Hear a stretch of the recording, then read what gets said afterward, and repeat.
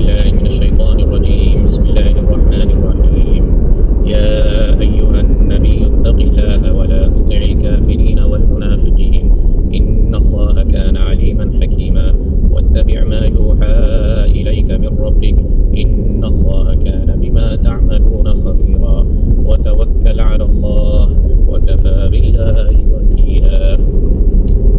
Bismillahirrahmanirrahim. These have been the first three verses from Surah Al-Ahzab, and it starts by addressing the Prophet Muhammad sallallahu alaihi wasallam.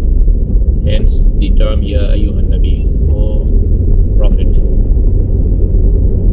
Ittaqillah, fear Allah subhanahu wa ta'ala, and don't follow or obey the kafirin and munafiqeen,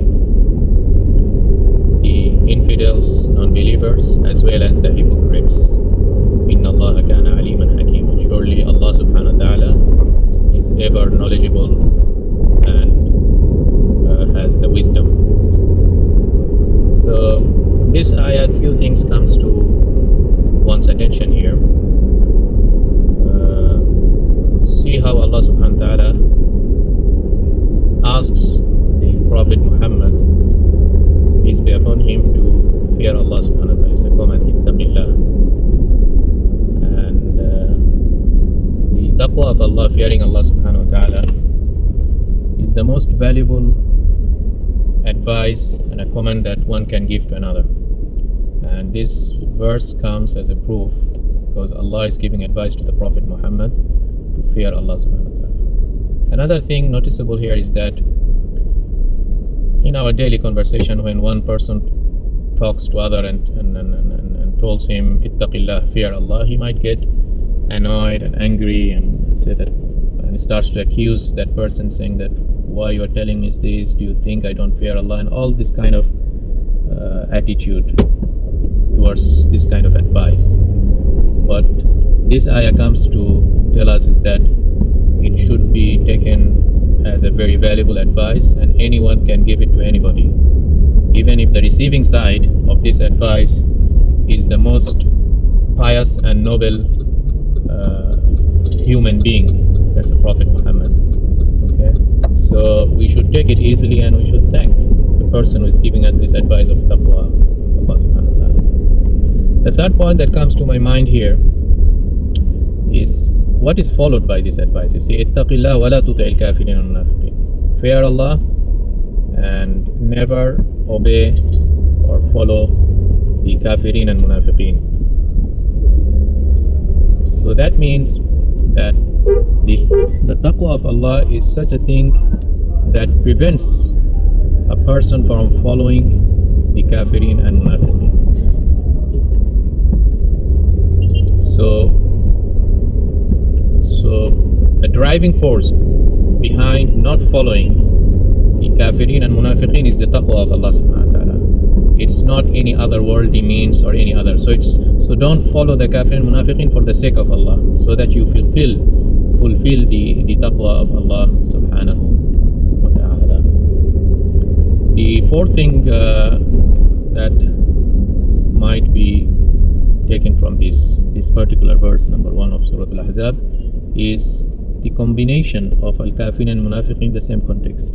So fear Allah and don't take these two kinds together as your friends or as your masters whom you should obey, Kafirin and Munafiqin. So what does that tell you? It tells you that these two are almost fall under the same bucket, Kafirin and Munafiqin. And it's not only one place. You'll find many other places in the Quran where these two groups are combined together.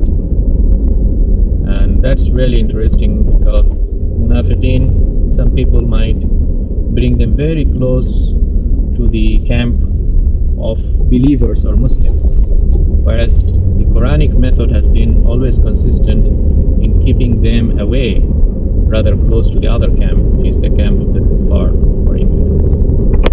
So really it's a very interesting verse, and a verse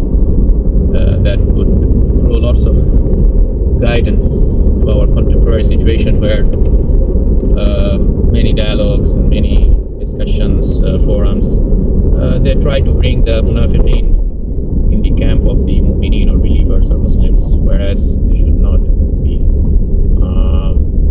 And the reason behind is very simple. The reason behind is that the munafiqeen, as per the definition of the Quran, here is that kind of munafiqeen who are described in the opening of Surah Al-Baqarah. Are those who consider themselves in reality as non-believers, but in order to get protection and shelter under the umbrella of Islam, fearing the upper hand and the authority of Islam, they just disguise their disbelief under the shade of hypocrisy.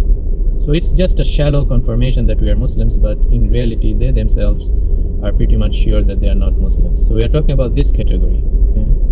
Now, who are they in our contemporary world? Who are those munafiqeen?